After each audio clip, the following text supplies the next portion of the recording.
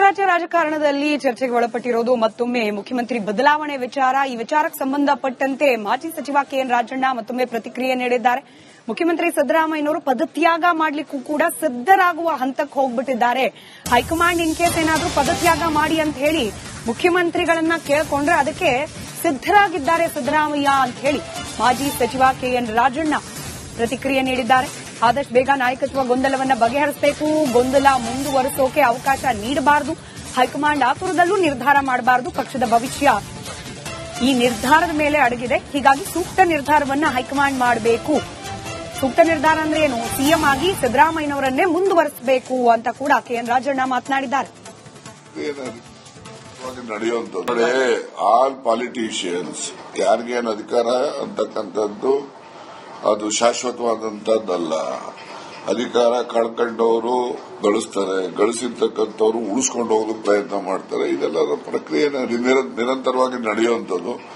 ಅವರು chief minister ಮನಸ್ಥಿತಿ high command ಏನು ರಾಹುಲ್ ಗಾಂಧಿ ಅವರು ಏನ್ ನಿರ್ದೇಶನ ಕೊಡ್ತಾರೆ ನಿರ್ದೇಶನದಂತೆ ಅಧಿಕಾರ ತ್ಯಾಗ ಮಾಡೋಕ್ಕೂ ಸಿದ್ಧ ಇದ್ದಾರೆ, ಮತ್ತೆ ಅಧಿಕಾರದಲ್ಲಿ ಮುಂದುವರಿಯಕ್ಕೂ ಸಿದ್ಧ ಇದೆ. ಅವ್ರ ತೀರ್ಮಾನದಂತೆ ಹೋಗ್ತಾರೆ.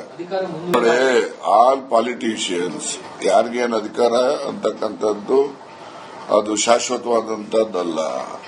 ಅಧಿಕಾರ ಕಳ್ಕೊಂಡವರು ಗಳಿಸ್ತಾರೆ, ಗಳಿಸಿರ್ತಕ್ಕಂಥವ್ರು ಉಳಿಸ್ಕೊಂಡು ಹೋಗೋದಕ್ಕೆ ಪ್ರಯತ್ನ ಮಾಡ್ತಾರೆ. ಇದೆಲ್ಲ ಪ್ರಕ್ರಿಯೆ ನಿರಂತರವಾಗಿ ನಡೆಯುವಂಥದ್ದು. ಅವರು ಚೀಫ್ ಮಿನಿಸ್ಟರ್ ಮನಸ್ಥಿತಿ ಹೈಕಮಾಂಡ್ ಏನು ರಾಹುಲ್ ಗಾಂಧಿ ಅವರು ಏನ್ ನಿರ್ದೇಶನ ಕೊಡ್ತಾರೆ ನಿರ್ದೇಶನದಂತೆ ಅಧಿಕಾರ ತ್ಯಾಗ ಮಾಡೋಕ್ಕೂ ಸಿದ್ಧ ಇದ್ದಾರೆ, ಮತ್ತೆ ಅಧಿಕಾರದಲ್ಲಿ ಮುಂದುವರಿಯಕ್ಕೂ ಸಿದ್ಧ ಇದೆ. ಅವ್ರ ತೀರ್ಮಾನದಂತೆ ಹೋಗ್ತಾರೆ. ಆಲ್ ಪಾಲಿಟಿಷಿಯನ್ಸ್ ಯಾರಿಗೇನು ಅಧಿಕಾರ ಅಂತಕ್ಕಂಥದ್ದು ಅದು ಶಾಶ್ವತವಾದಂತದ್ದಲ್ಲ. ಅಧಿಕಾರ ಕಳ್ಕೊಂಡವರು ಗಳಿಸ್ತಾರೆ, ಗಳಿಸಿರ್ತಕ್ಕಂಥವ್ರು ಉಳಿಸ್ಕೊಂಡು ಹೋಗೋದಕ್ಕೆ ಪ್ರಯತ್ನ ಮಾಡ್ತಾರೆ. ಇದೆಲ್ಲ ಪ್ರಕ್ರಿಯೆ ನಿರಂತರವಾಗಿ ನಡೆಯುವಂಥದ್ದು. ಅವರು ಚೀಫ್ ಮಿನಿಸ್ಟರ್ ಮನಸ್ಥಿತಿ ಹೈಕಮಾಂಡ್ ಏನು ರಾಹುಲ್ ಗಾಂಧಿ ಅವರು ಏನ್ ನಿರ್ದೇಶನ ಡೀಟೇಲ್ಸ್ ನಮ್ಮ ಪ್ರತಿನಿಧಿ ಬಸವರಾಜ್ ನೀಡ್ತಾರೆ, ನೇರ ಸಂಪರ್ಕದಲ್ಲಿದ್ದಾರೆ. ಬಸವರಾಜ್, ಕೆಎನ್ ರಾಜಣ್ಣ ಅವರ ಹೇಳಿಕೆಗಳು ಇತ್ತೀಚೆಗೆ ಕಾಂಟ್ರವರ್ಷಿಯಲ್ ಅನ್ಸಿದ್ರು ಕೂಡ ಅದ್ರ ವ್ಯಾಲಿಡಿಟಿ ಏನು ಅಂತ ಹೇಳಿ ಕೆಎನ್ ರಾಜಣ್ಣ ಅವರು ಮಾತನಾಡ್ತಾರೆ. ಬಟ್ ಅದೇ ರೀತಿಯಲ್ಲಿ ಕಾಂಗ್ರೆಸ್ನ ಚಿಂತನೆ ಇದೆ, ಕಾಂಗ್ರೆಸ್ನ ಹೈಕಮಾಂಡ್ನ ಚಿಂತನೆ ಇದೆ ಅಂತ ಹೇಳಿ ನಾವು ಕನ್ಸಿಡರ್ ಮಾಡಬಹುದಾ?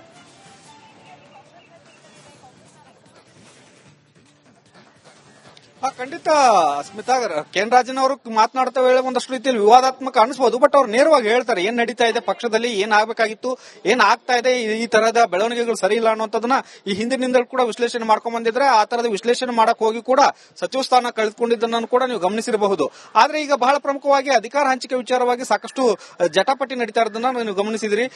ಈಗಾಗಲೇ ಮೇ 4ರ ಬಳಿಕ ಇನ್ನಷ್ಟು ಇದು ತಾರಕಕ್ಕೆ ಹೋಗುತ್ತೆ ಅನ್ನುವಂಥದ್ದು ಮತ್ತು ಈಗಾಗಲೇ 3 ವರ್ಷ ತುಂಬುತ್ತಾ ಇದೆ. ಈ ಸಂದರ್ಭದಲ್ಲಿಯೂ ಕೂಡ ಇನ್ನೂ ಅಧಿಕಾರ ಹಂಚಿಕೆ ವಿಚಾರವಾಗಿ ಸ್ಪಷ್ಟ ನಿರ್ಧಾರಕ್ಕೆ ಕಾಂಗ್ರೆಸ್ ಹೈಕಮಾಂಡ್ ಬರಕಾಗ್ತಾ ಇಲ್ಲ. ಒಂದು ಸಿದ್ದರಾಮಯ್ಯ ಅವರು ಮುಂದುವರಿತಾರೆ ಅನ್ನೋದನ್ನು ಕೂಡ ಕಾಂಗ್ರೆಸ್ ಹೈಕಮಾಂಡ್ ಸ್ಪಷ್ಟವಾಗಿ ಹೇಳ್ತಿಲ್ಲ, ಅಥವಾ ಹೊಸ ನಾಯಕತ್ವ ಬರ್ತದೆ ಅನ್ನೋದನ್ನು ಕೂಡ ಸ್ಪಷ್ಟವಾಗಿ ಹೇಳ್ತಿಲ್ಲ. ಇದರಿಂದ ಒಂದು ರೀತಿಯಲ್ಲಿ ಸರ್ಕಾರದ ಮೇಲೆ ಪರಿಣಾಮ ಬೀರತಕ್ಕಂಥದ್ದು, ಅದು ರಾಜ್ಯದ ಜನತೆ ಮೇಲೆ ಕೂಡ ಪರಿಣಾಮ ಬೀರ್ತಾ ಇದೆ. ಯಾಕಂದ್ರೆ ಆಡಳಿತ ಒಂದು ರೀತಿಯಲ್ಲಿ ನಿಷ್ಕ್ರಿಯವಾಗಿದೆ, ಸಚಿವರು ಮಾತು ಕೇಳ್ತಾ ಇಲ್ಲ ಹೇಳಿದ ರೀತಿಯಲ್ಲಿ, ಸಿಎಂ ಕೂಡ ಒಂದು ರೀತಿಯಲ್ಲಿ ಮೌನವಾಗಿದ್ದಾರೆ ಅನ್ನುವಂಥದ್ದು, ಆಡಳಿತವನ್ನು ಉಳಿಸಿಕೊಳ್ಳಕ್ಕೆ ಒಂದಷ್ಟು ಪ್ರಯತ್ನವನ್ನು ಮಾಡ್ತಾ ಇದ್ದಾರೆ ಅನ್ನುವಂಥದ್ದು. ಆ ನಿಟ್ಟಿನಲ್ಲಿ ಸಿದ್ದರಾಮಯ್ಯ ಅವರು ಮಾನಸಿಕವಾಗಿ ಸಿದ್ಧರಾಗಿದ್ದಾರೆ. ಮುಂದೆ ಹೈಕಮಾಂಡ್ ಏನೇ ಹೇಳಿದ್ರು ಕೂಡ ಅದನ್ನ ಶಿರಸಾ ಪಾಲಿಸೋಕೆ ಅದಕ್ಕೆ ರಾಹುಲ್ ಗಾಂಧಿ ಅವರು ಯಾವ ರೀತಿಯಾದಂತಹ ಒಂದು ಅಭಿಪ್ರಾಯವನ್ನು ತಿಳಿಸ್ತಾರೆ ಅದಕ್ಕೆ ಸಿದ್ದರಾಮಯ್ಯ ಅವರು ಪಾಲನೆ ಮಾಡಕ್ಕೆ ಸಿದ್ಧರಾಗಿದ್ದಾರೆ. ಒಂದು ಅವರು ಮುಂದುವರಿ ಅಂದ್ರೆ ಮುಂದುವರಿಯಕ್ಕೂ ಸಿದ್ಧರಾಗಿದ್ದಾರೆ, ಅಥವಾ ಅಧಿಕಾರ ತ್ಯಾಗ ಮಾಡಿ ಅಂದ್ರೆ ತ್ಯಾಗ ಮಾಡಕ್ಕೂ ಸಿದ್ಧರಿದ್ದಾರೆ. ಆದ್ರೆ ಸ್ಪಷ್ಟವಾದಂತಹ ನಿರ್ಧಾರವನ್ನು ಕಾಂಗ್ರೆಸ್ ಹೈಕಮಾಂಡ್ ಹೇಳಲೇಬೇಕು. ಇದು ರಾಜ್ಯದ ಹಿತದೃಷ್ಟಿಯಿಂದ ಒಳ್ಳೆಯದು ಮತ್ತು ಪಕ್ಷದ ಹಿತದೃಷ್ಟಿಯಿಂದ ಕೂಡ, ಮತ್ತು ಮುಂದಿನ ಚುನಾವಣೆಯನ್ನು ಗೆಲ್ಲಬೇಕು ಅನ್ನೋದಾದ್ರೆ ಈಗ ಸ್ಪಷ್ಟವಾದಂತಹ ನಿರ್ಧಾರಗಳಾಗಲೇಬೇಕು ಮತ್ತು ಸಚಿವ ಸಂಪುಟ ಪುನರ್ರಚನೆ ಕೂಡ ಆಗಲೇಬೇಕು ಅನ್ನುವಂತ ಒತ್ತಾಯವನ್ನ ರಾಜಣ್ಣ ಅವರು ಮಾಡಿದ್ದು.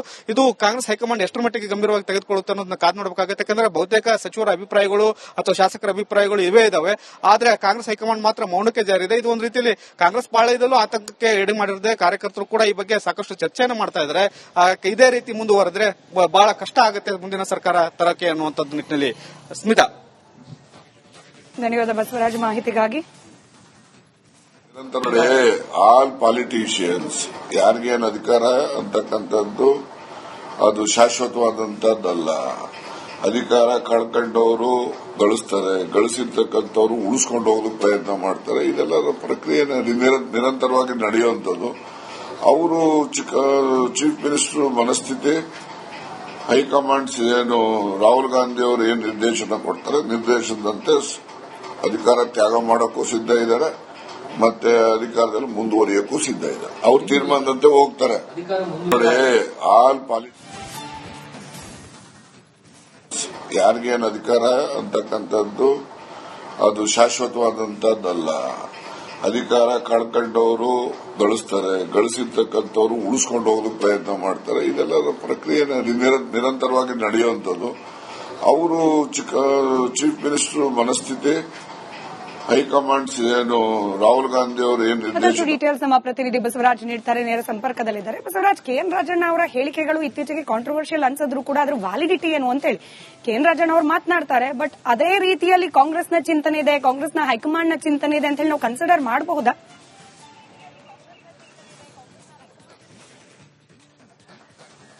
ಖಂಡಿತ ಸ್ಮಿತಾ, ಕೆಎನ್ ರಾಜನ್ ಅವರು ಮಾತನಾಡ್ತಾ ವೇಳೆ ಒಂದಷ್ಟು ರೀತಿಯಲ್ಲಿ ವಿವಾದಾತ್ಮಕ ಅನಿಸಬಹುದು. ಬಟ್ ಅವ್ರು ನೇರವಾಗಿ ಹೇಳ್ತಾರೆ ಏನ್ ನಡೀತಾ ಇದೆ ಪಕ್ಷದಲ್ಲಿ, ಏನ್ ಆಗ್ಬೇಕಾಗಿತ್ತು, ಏನ್ ಆಗ್ತಾ ಇದೆ, ಈ ತರದ ಬೆಳವಣಿಗೆಗಳು ಸರಿ ಇಲ್ಲ ಅನ್ನೋದನ್ನ ಈ ಹಿಂದಿನಿಂದಲೂ ಕೂಡ ವಿಶ್ಲೇಷಣೆ ಮಾಡ್ಕೊಂಡ್ ಬಂದಿದ್ರೆ ಆ ತರದ ವಿಶ್ಲೇಷಣೆ ಮಾಡಕ್ ಹೋಗಿ ಕೂಡ ಸಚಿವ ಸ್ಥಾನ ಕಳೆದುಕೊಂಡಿದ್ದನ್ನು ಕೂಡ ನೀವು ಗಮನಿಸಿರಬಹುದು.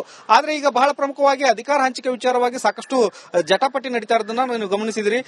ಈಗಾಗಲೇ ಮೇ 4ರ ಬಳಿಕ ಇನ್ನಷ್ಟು ಇದು ತಾರಕಕ್ಕೆ ಹೋಗುತ್ತೆ ಅನ್ನುವಂಥದ್ದು ಮತ್ತು ಈಗಾಗಲೇ 3 ವರ್ಷ ತುಂಬುತ್ತಾ ಇದೆ. ಈ ಸಂದರ್ಭದಲ್ಲಿಯೂ ಕೂಡ ಇನ್ನೂ ಅಧಿಕಾರ ಹಂಚಿಕೆ ವಿಚಾರವಾಗಿ ಸ್ಪಷ್ಟ ನಿರ್ಧಾರಕ್ಕೆ ಕಾಂಗ್ರೆಸ್ ಹೈಕಮಾಂಡ್ ಬರಕಾಗ್ತಾ ಇಲ್ಲ. ಒಂದು ಸಿದ್ದರಾಮಯ್ಯ ಅವರು ಮುಂದುವರಿತಾರೆ ಅನ್ನೋದನ್ನು ಕೂಡ ಕಾಂಗ್ರೆಸ್ ಹೈಕಮಾಂಡ್ ಸ್ಪಷ್ಟವಾಗಿ ಹೇಳ್ತಿಲ್ಲ, ಅಥವಾ ಹೊಸ ನಾಯಕತ್ವ ಬರ್ತದೆ ಅನ್ನೋದನ್ನು ಕೂಡ ಸ್ಪಷ್ಟವಾಗಿ ಹೇಳ್ತಿಲ್ಲ. ಇದರಿಂದ ಒಂದು ರೀತಿಯಲ್ಲಿ ಸರ್ಕಾರದ ಮೇಲೆ ಪರಿಣಾಮ ಬೀರತಕ್ಕಂಥದ್ದು, ಅದು ರಾಜ್ಯದ ಜನತೆ ಮೇಲೆ ಕೂಡ ಪರಿಣಾಮ ಬೀರ್ತಾ ಇದೆ. ಯಾಕಂದ್ರೆ ಆಡಳಿತ ಒಂದು ರೀತಿಯಲ್ಲಿ ನಿಷ್ಕ್ರಿಯವಾಗಿದೆ, ಸಚಿವರು ಮಾತು ಕೇಳ್ತಾ ಇಲ್ಲ ಹೇಳಿದ ರೀತಿಯಲ್ಲಿ, ಸಿಎಂ ಕೂಡ ಒಂದು ರೀತಿಯಲ್ಲಿ ಮೌನವಾಗಿದ್ದಾರೆ ಅನ್ನುವಂಥದ್ದು, ಆಡಳಿತವನ್ನು ಉಳಿಸಿಕೊಳ್ಳಕ್ಕೆ ಒಂದಷ್ಟು ಪ್ರಯತ್ನವನ್ನು ಮಾಡ್ತಾ ಇದ್ದಾರೆ ಅನ್ನುವಂಥದ್ದು. ಆ ನಿಟ್ಟಿನಲ್ಲಿ ಸಿದ್ದರಾಮಯ್ಯ ಅವರು ಮಾನಸಿಕವಾಗಿ ಸಿದ್ಧರಾಗಿದ್ದಾರೆ. ಮುಂದೆ ಹೈಕಮಾಂಡ್ ಏನೇ ಹೇಳಿದ್ರು ಕೂಡ ಅದನ್ನ ಶಿರಸಾ ಪಾಲಿಸೋಕೆ, ಅದಕ್ಕೆ ರಾಹುಲ್ ಗಾಂಧಿ ಅವರು ಯಾವ ರೀತಿಯಾದಂತಹ ಒಂದು ಅಭಿಪ್ರಾಯವನ್ನು ತಿಳಿಸ್ತಾರೆ ಅದಕ್ಕೆ ಸಿದ್ದರಾಮಯ್ಯ ಅವರು ಪಾಲನೆ ಮಾಡಕ್ಕೆ ಸಿದ್ಧರಾಗಿದ್ದಾರೆ. ಒಂದು ಅವರು ಮುಂದುವರಿ ಅಂದ್ರೆ ಮುಂದುವರೆಯಕ್ಕೂ ಸಿದ್ಧರಾಗಿದ್ದಾರೆ, ಅಥವಾ ಅಧಿಕಾರ ತ್ಯಾಗ ಮಾಡಿ ಅಂದ್ರೆ ತ್ಯಾಗ ಮಾಡಕ್ಕೂ ಸಿದ್ಧರಿದ್ದಾರೆ. ಆದ್ರೆ ಸ್ಪಷ್ಟವಾದಂತಹ ನಿರ್ಧಾರವನ್ನು ಕಾಂಗ್ರೆಸ್ ಹೈಕಮಾಂಡ್ ಹೇಳಲೇಬೇಕು. ಇದು ರಾಜ್ಯದ ಹಿತದೃಷ್ಟಿಯಿಂದ ಒಳ್ಳೆಯದು ಮತ್ತು ಪಕ್ಷದ ಹಿತದೃಷ್ಟಿಯಿಂದ ಕೂಡ, ಮತ್ತು ಮುಂದಿನ ಚುನಾವಣೆಯನ್ನು ಗೆಲ್ಲಬೇಕು ಅನ್ನೋದಾದ್ರೆ ಈಗ ಸ್ಪಷ್ಟವಾದಂತಹ ನಿರ್ಧಾರಗಳಾಗಲೇಬೇಕು ಮತ್ತು ಸಚಿವ ಸಂಪುಟ ಪುನರ್ರಚನೆ ಕೂಡ ಆಗಲೇಬೇಕು ಅನ್ನುವಂತ ಒತ್ತಾಯವನ್ನ ರಾಜಣ್ಣ ಅವರು ಮಾಡಿದ್ದು. ಇದು ಕಾಂಗ್ರೆಸ್ ಹೈಕಮಾಂಡ್ ಎಷ್ಟರ ಮಟ್ಟಿಗೆ ಗಂಭೀರವಾಗಿ ತೆಗೆದುಕೊಳ್ಳುತ್ತೆ ಅನ್ನೋದನ್ನ ಕಾದು ನೋಡಬೇಕಾಗುತ್ತೆ. ಯಾಕಂದ್ರೆ ಬಹುತೇಕ ಸಚಿವರ ಅಭಿಪ್ರಾಯಗಳು ಅಥವಾ ಶಾಸಕರ ಅಭಿಪ್ರಾಯಗಳು ಇವೇ ಇದಾವೆ. ಆದ್ರೆ ಕಾಂಗ್ರೆಸ್ ಹೈಕಮಾಂಡ್ ಮಾತ್ರ ಮೌನಕ್ಕೆ ಜಾರಿದೆ. ಇದು ಒಂದು ರೀತಿಯಲ್ಲಿ ಕಾಂಗ್ರೆಸ್ ಪಾಳಯದಲ್ಲೂ ಆತಂಕಕ್ಕೆ ಎಡೆ ಮಾಡಿರುತ್ತೆ. ಕಾರ್ಯಕರ್ತರು ಕೂಡ ಈ ಬಗ್ಗೆ ಸಾಕಷ್ಟು ಚರ್ಚೆಯನ್ನು ಮಾಡ್ತಾ ಇದ್ದಾರೆ. ಇದೇ ರೀತಿ ಮುಂದುವರೆದ್ರೆ ಬಹಳ ಕಷ್ಟ ಆಗುತ್ತೆ ಮುಂದಿನ ಸರ್ಕಾರ ತರಕ್ಕೆ ಅನ್ನುವಂಥದ್ದು ನಿಟ್ಟಿನಲ್ಲಿ. ಸ್ಮಿತಾ, ಧನ್ಯವಾದ ಬಸವರಾಜ್ ಮಾಹಿತಿಗಾಗಿ. ಆಲ್ ಪಾಲಿಟಿಷಿಯನ್ಸ್ ಯಾರಿಗೇನು ಅಧಿಕಾರ ಅಂತಕ್ಕಂಥದ್ದು ಅದು ಶಾಶ್ವತವಾದಂತದ್ದಲ್ಲ. ಅಧಿಕಾರ ಕಳ್ಕೊಂಡವರು ಗಳಿಸ್ತಾರೆ, ಗಳಿಸಿರ್ತಕ್ಕಂಥವ್ರು ಉಳಿಸ್ಕೊಂಡು ಹೋಗೋದಕ್ಕೆ ಪ್ರಯತ್ನ ಮಾಡ್ತಾರೆ. ಇದೆಲ್ಲ ಪ್ರಕ್ರಿಯೆ ನಿರಂತರವಾಗಿ ನಡೆಯುವಂಥದ್ದು.